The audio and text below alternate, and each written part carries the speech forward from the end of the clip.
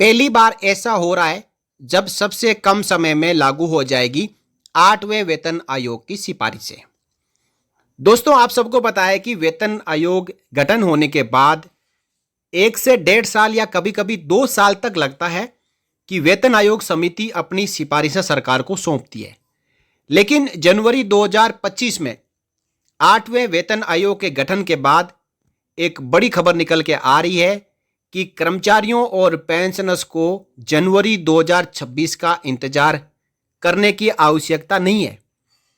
सरकार 8वें वेतन आयोग को 2025 में ही फाइनल कर देगी और 1 जनवरी 2026 से बढ़ी हुई सैलरी और पेंशन कर्मचारियों और पेंशनर्स को मिलना शुरू हो जाएगी।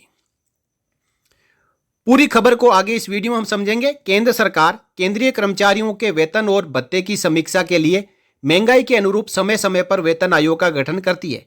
ऐसा प्राय हर 10 साल में एक बार होता है। इस बार भी सरकार ने 8वें वेतन आयोग के गठन का फैसला ले लिया है।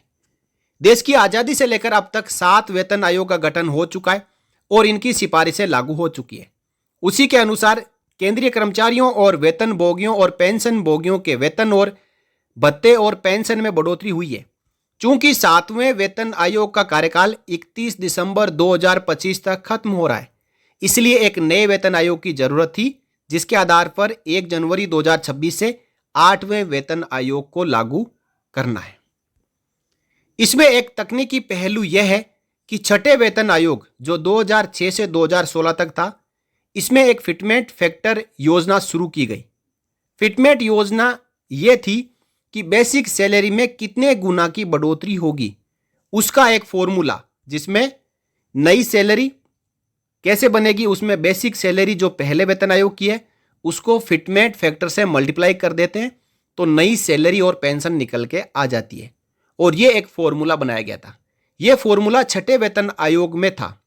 उस वक्त बेसिक सैलरी में 1.86 गुना की बढ़ोतरी की गई थी। वही फॉर्मूला 7वें वेतन आयोग में लागू हुआ, जिसमें 2.56 गुना सैलरी बढ़ी थी। यानी छठे और 7वें वेतन आयोग के बाद न्यूनतम वेतन में काफी बड़ी बढ़ोतरी हुई थी। जब 8वें वेतन आयोग में फिटमेंट फैक्टर योजना लागू होगी तो उसके हिसाब से यह करीब 2.8 गुना से ज्यादा बढ़ सकती है। 7वें वेतन आयोग के हिसाब से 18,000 रुपए की बेसिक सैलरी मिनिमम तय की गई है। यह बेसिक सैलरी 18,000 रुपए से बढ़कर 25,000 रुपए हो सकती है, या फिर उससे भी बढ़कर यह 32,000 रुपए तक भी बढ़ सकती है। अभी एग्जैक्ट फिगर बताना थोड़ा मुश्किल है, लेकिन उस फॉर्मूले को लागू किया गया तो यह 32,000 तक केंद्रीय कर्मचारियों की बेसिक सैलरी हो सकती है। जबकि पेंशनर्स की बात करें तो इस समय जहां 9,000 रुपए बेसिक है तो यह बढ़कर 20 से 22,000 रुपए तक पहुंच सकती है। यह एक बड़ा बदलाव 8वें वेतन आयोग के लागू होने से आएगा। हालांकि अभी यह सब तय होना बाकी है, कौन इसके सदस्य होंगे। लेकिन नियम यह है कि हर बार जब वेतन आयोग लागू किया जाता है तो उससे पहले वेतन आयोग का गठन होता है। गठन होने के बाद उसमें सदस्यों और अध्यक्ष की नियुक्ति होती है। सदस्य और अध्यक्ष एक समीक्षा करते हैं। समीक्षा करने के बाद सदस्य सिफारिशें करते हैं। वे सिफारिशें केंद्र सरकार के सामने रखी जाती है और फिर उन सिफारिशों पर केंद्र सरकार के ग्रुप ऑफ मिनिस्टर उसे देखते हैं कि कौन सी चीज़ें लागू करने के लायक है और कौन सी चीज़ें लागू करने के लायक नहीं है। उसे किस रूप में लागू किया जाएगा, निर्णय आने के बाद सिफारिश रिपोर्ट को समय से लागू किया जाता है। तो इससे पहले तक जितने भी वेतन आयोग हुए हैं उनमें करीब 1.5 से 2 साल उस आयोग ने अपनी प्रक्रिया पूरी होने में समय लिया है। लेकिन यह ऐसा पहली बार होने वाला है जब बहुत ही कम समय में, यानी 1 साल में ही आयोग सिफारिश भी करेगा और सरकार इसी दौरान निर्णय भी लेगी। इसके बाद 1 जनवरी 2026 से इसे लागू भी करेगी।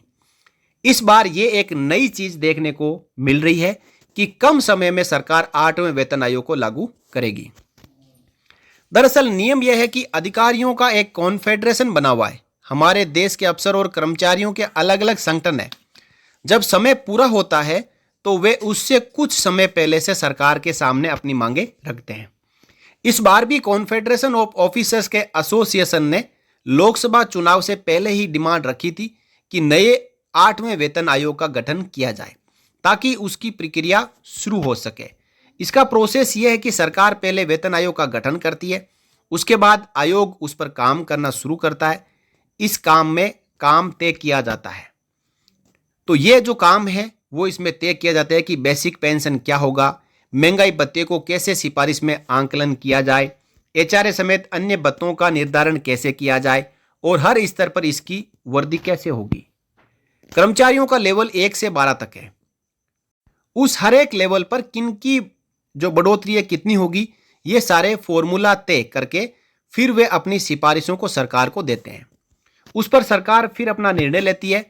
अभी तक के हिसाब से यही प्रक्रिया होती है। अब जबकि वेतन आयोग के गठन का फैसला किया गया है तो ये सारी प्रक्रिया पूरी करेंगे, उसको फिर आगे लेकर जाएंगे। ये तरीका है और इसी तरीके से अब तक वेतन आयोग काम करता रहा है। उसके हिसाब से कर्मचारी, जिसमें केंद्र सरकार और राज्य सरकार के कर्मचारी होते हैं, ये आयोग राज्य पर सीधे तौर पर लागू नहीं होता है, लेकिन परोक्ष तौर पर राज्य सरकार भी इसे लागू कर सकती है और अभी तक करते हुए आई है। और राज्य के कर्मचारियों को भी इसका फायदा होता है। कई राज्य सरकारें हैं जो केंद्र सरकार के वेतन आयोग के अनुसार ही राज्य सरकार के कर्मचारियों और पेंशनर्स की जो सैलरी और पेंशन बढ़ाती है, और कुछ राज्य सरकारें हैं जो वेतन आयोग को देरी से लागू करती है। कहीं कहीं ऐसे भी राज्य सरकारें हैं जहां पर अभी तक 4था या 5वां वेतन आयोग लागू है, और कई राज्य सरकारें ऐसे हैं जो केंद्र सरकार की तर्ज पर तुरंत ही अपने कर्मचारियों और पेंशनर्स के लिए वेतन आयोग लागू कर देती है।